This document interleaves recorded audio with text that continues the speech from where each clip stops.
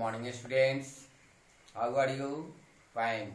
Thanks, dear children. Welcome to RPS online classes, dear children.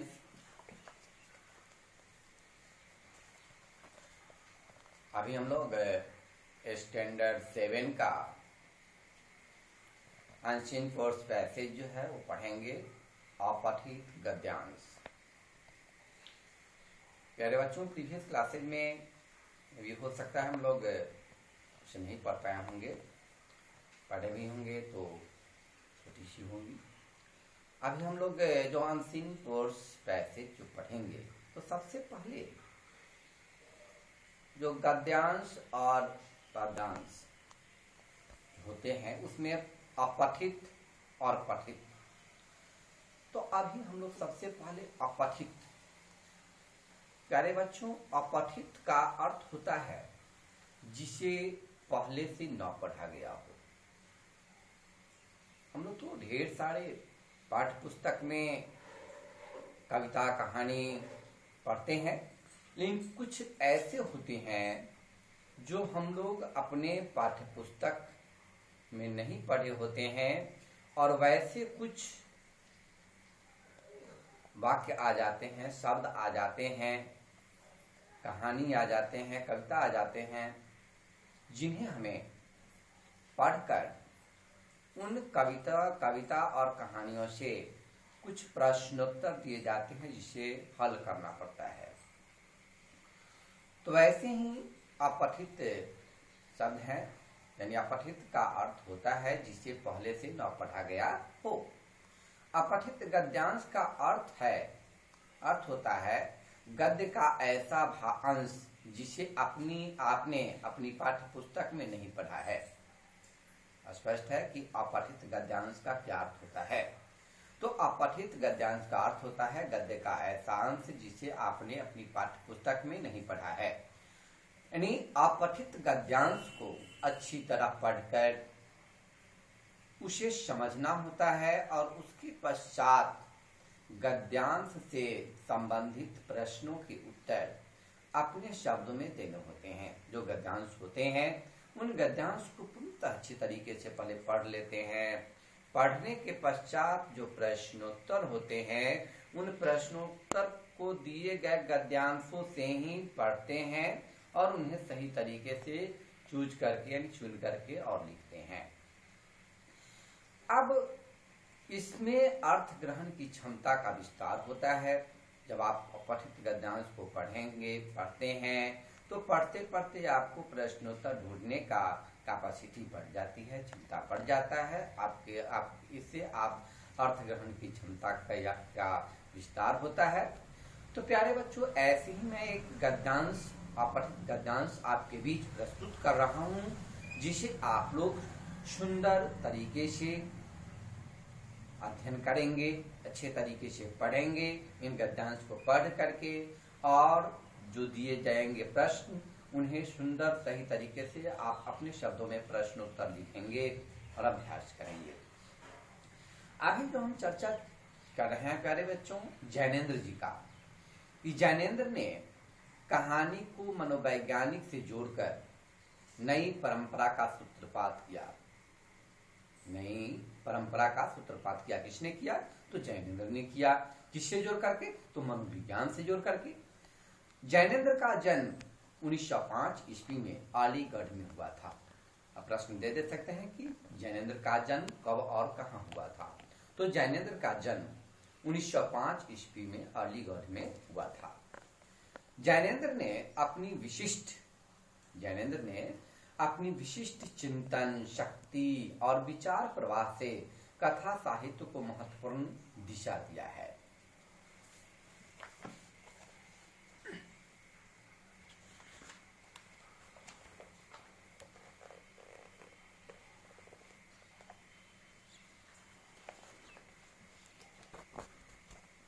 ने जो उसका विशेष परिरक्षण किया है। अब जो जैनेन्द्र जी ने जो उपन्यास परख लिखे, यानी उनका जो प्रथम उपन्यास परख जो उन्होंने 1929 ईस्वी में प्रकाशित किए, जैनेन्द्र जी ने अपनी प्रथम उपन्यास कब प्रकाशित किया? तो 1929 में किया। उसका क्या नाम रखे? तो परख रखे। उन्होंने पात्रों की मन स्थिति का ब्राह आकलन करके संघर्षों का बारीक चित्रण किया है। यानी अच्छे तरीके से उन्होंने जो दिया, उपन्यास लिखा परख, उसमें अपने पात्रों का बारीकी से चित्रण किया है, अच्छे तरीके से चित्रण किया है।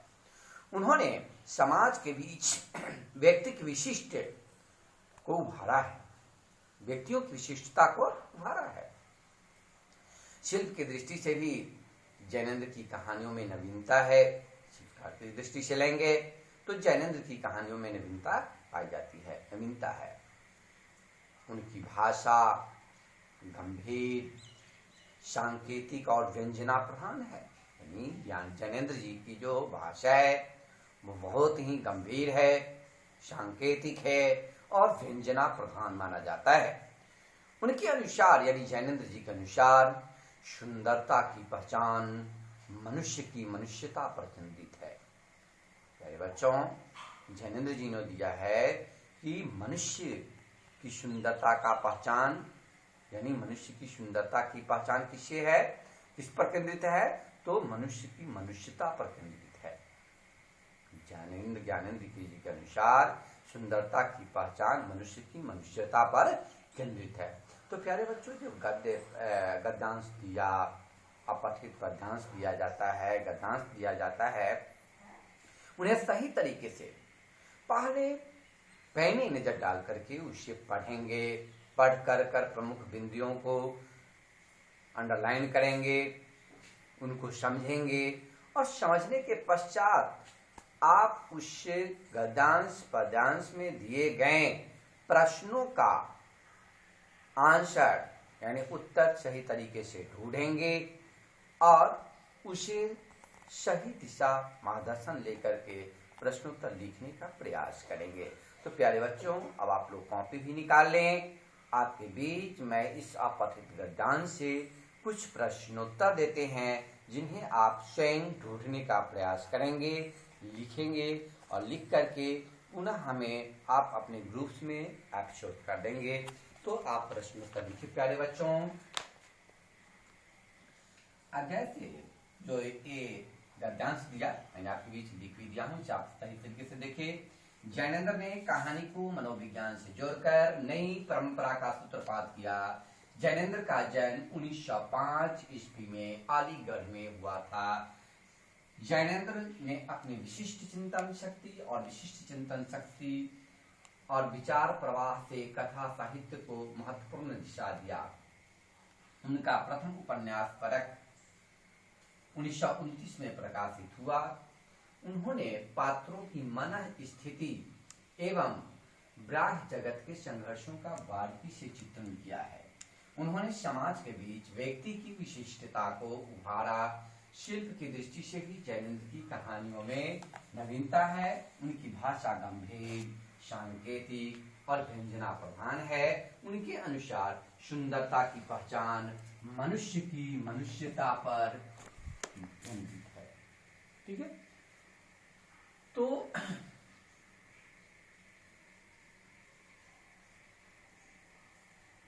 प्रश्नोत्तर लिखेंगे।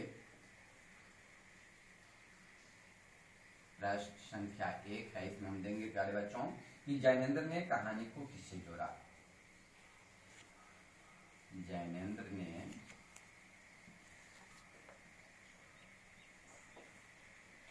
कहानी को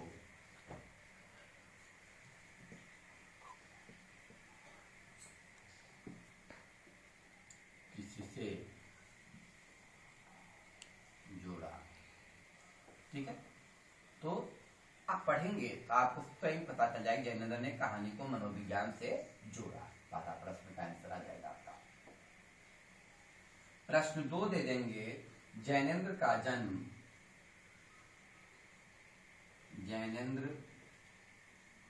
जन्म कब और कहाँ हुआ था।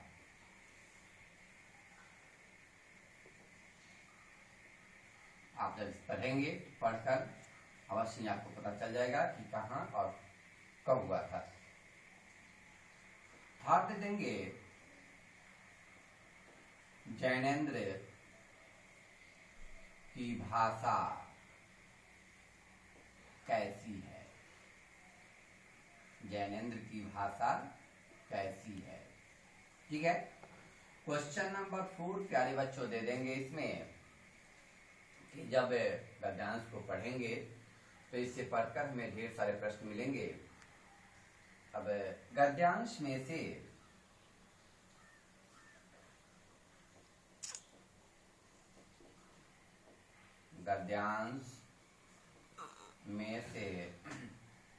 ता प्रत्यय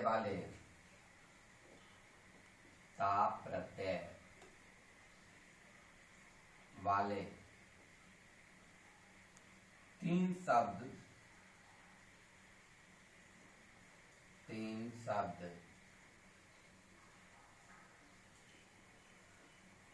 छांट कर गद्यांश में से ता प्रत्यय वाले 3 शब्द लिखें।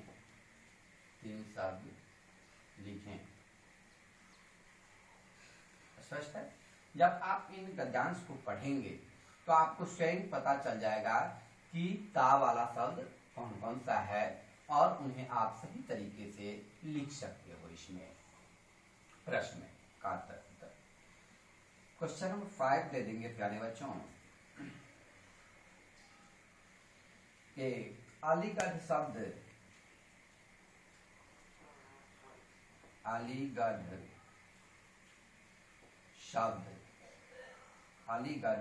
संज्ञा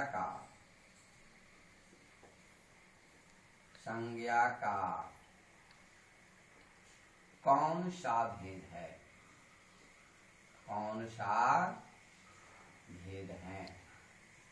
स्पष्ट है कि क्वेश्चन कहता है कि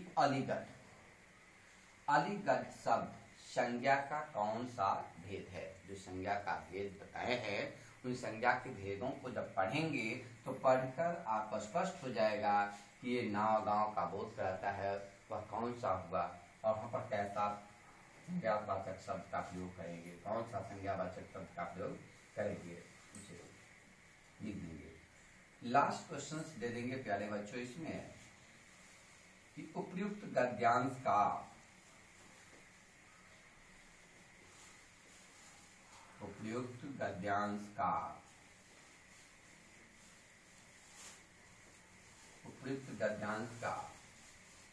उचित